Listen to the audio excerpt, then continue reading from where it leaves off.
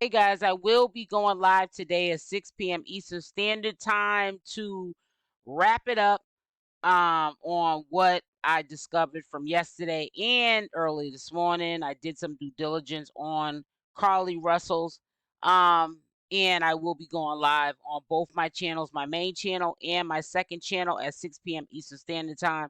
So make sure you subscribe, and if you are subscribed, make sure the notification bell is on with the option all. So a lot of people are questioning this case with Carlee Russell's. One being that for them to even entertain publicly that they were going to refund the donors their money back, the $63,000 that was raised, and then change their mind. Obviously, it's been questionable to um, everyone, and I guess nobody wants to allow someone that's lying or could potentially be lying to have this kind of money, $63,000, or it be given to anyone else that may have saw her, identified that it was her, and gave the location for the police to find her. Whatever how it went, wherever the money's supposed to go to, I guess they don't want people's hard-earned money to go to waste, and this is all a hoax or whatever the situation might be. So it says Crime Stoppers now says 63 raised in Carlee Russell's search not being refunded. So I don't know what made them change their mind, but that's just a clear sign that a lot of people are giving her the side eye. You see how they got this picture up here making her look like Aunt Jemima now, because they're mad that she took them on a wild goose chase, and potentially this might not even be the case, that she was kidnapped or even violated in any shape or form. So it's really not looking good for her. It says Crime Stoppers of Metro Alabama on Monday reversed course hours after announcing that more than 60,000 raised in reward money for information that led to the safe return of Carlee Russell's would be returned to donors. Now, this is what they're saying, but they ended up changing their mind.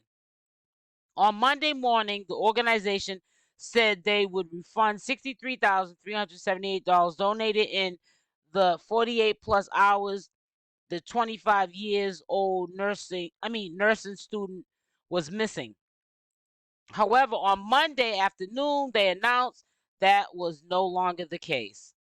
And I think that's because if in fact there is a small chance that she's not making up a lie, that would not be in good faith. So they're probably going to wait until the investigation is done. The police are not saying too much. There hasn't been a press conference that I know of.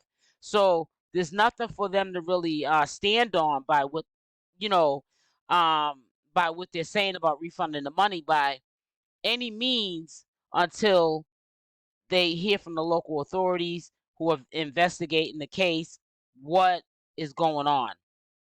So I really feel like they feel like, we have nothing to stand on with this.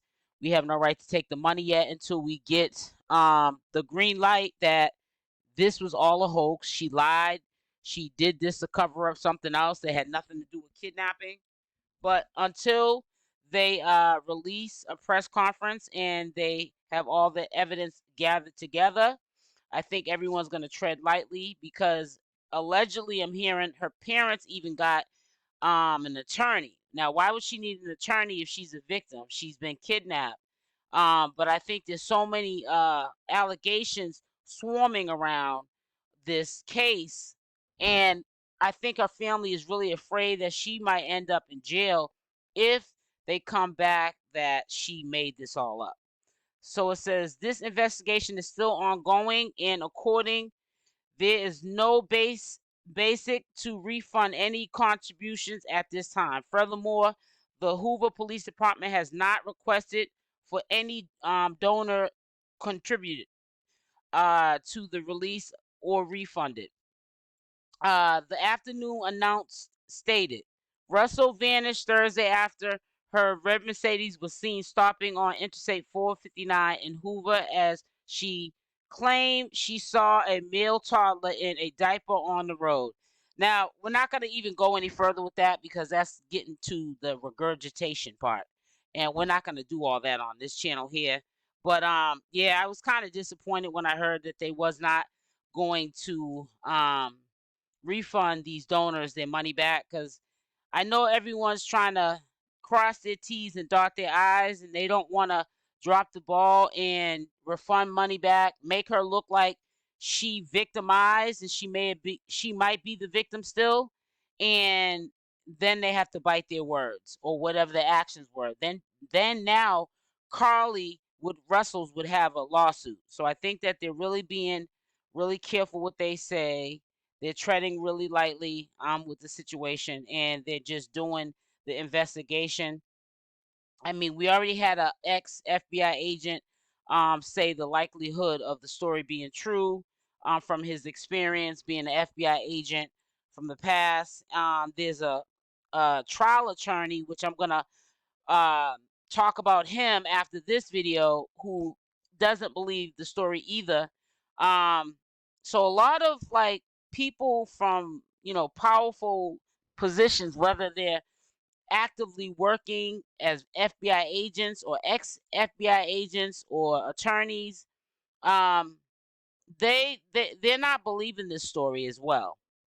But until a full investigation is done, they have to just leave it where it's at, and they can't accuse her of being guilty until they get all the evidence together. So she's basically innocent until proven guilty.